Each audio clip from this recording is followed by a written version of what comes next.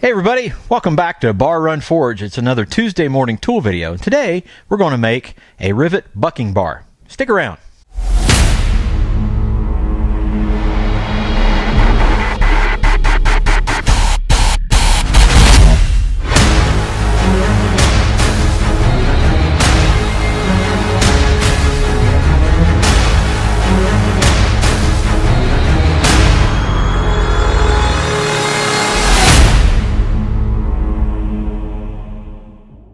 First of all, we need to kind of identify what is a bucking bar.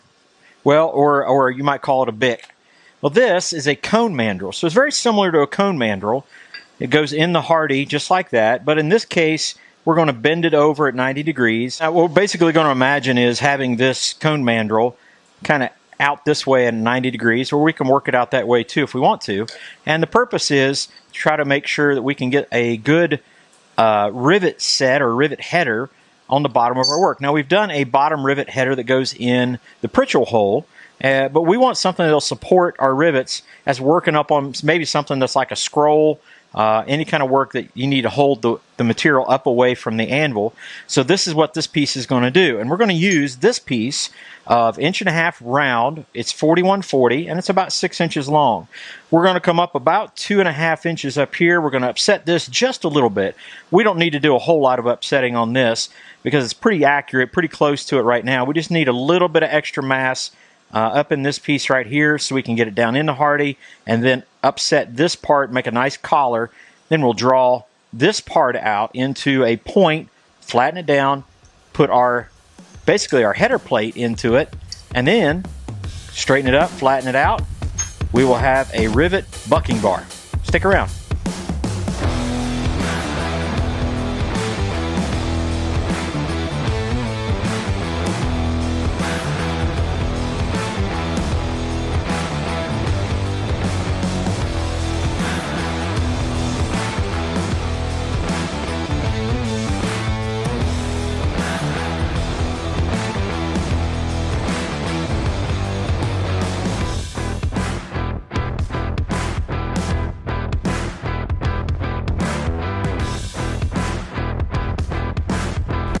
So I think that's going to give us plenty of mass in there to go in the hardy hole.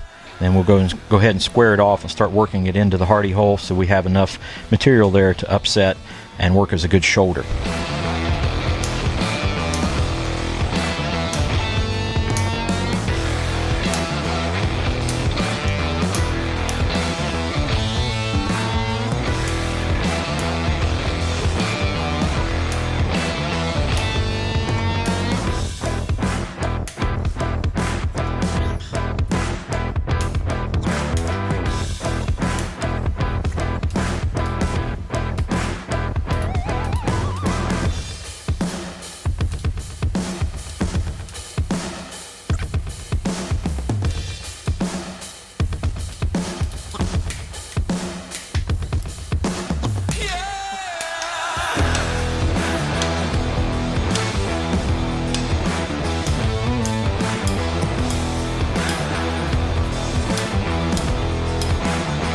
We've got our shoulder established, fits in the hardy hole pretty good. So now we're going to straighten this out. We're going to put it into a square bar first, and then we'll taper it down, bend it over, and make our rivet header and our bick.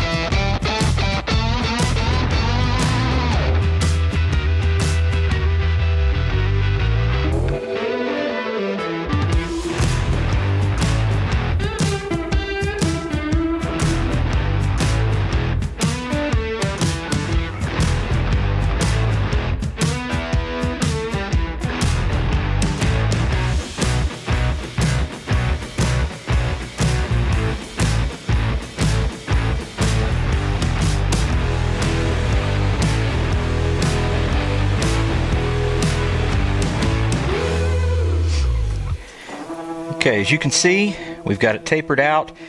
Got a pretty even taper going. We hit it with the flatter, cleaned it up. So now we've got 3 marks. We're going to do some indentions for rivets. We'll do that here on the flat with our round punches, and just keep incrementally working our way there, turning it over, cleaning it up, turning it over, cleaning it up, back and forth until we're really comfortable with how those look.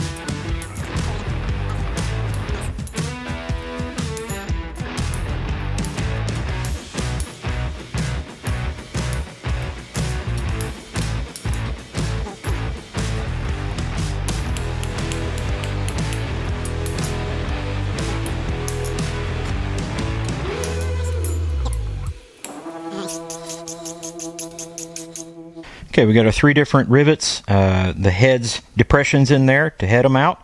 And so now what we're going to do, we are going to chamfer these down, probably just hit it with the angle grinder just to smooth these edges off. We don't want to leave marks and mars on our work that we're going to be doing right around it. So we'll pick a spot up here after we've done cleaned it up, and then we'll bend it over, and then we'll set it in hardy and do our final finish on it, and that'll be it.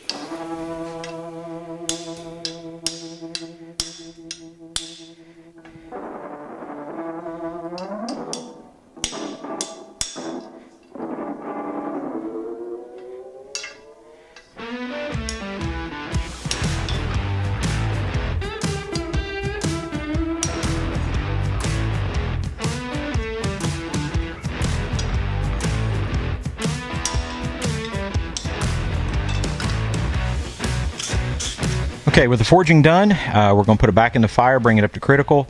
We'll probably normalize it at least once or twice.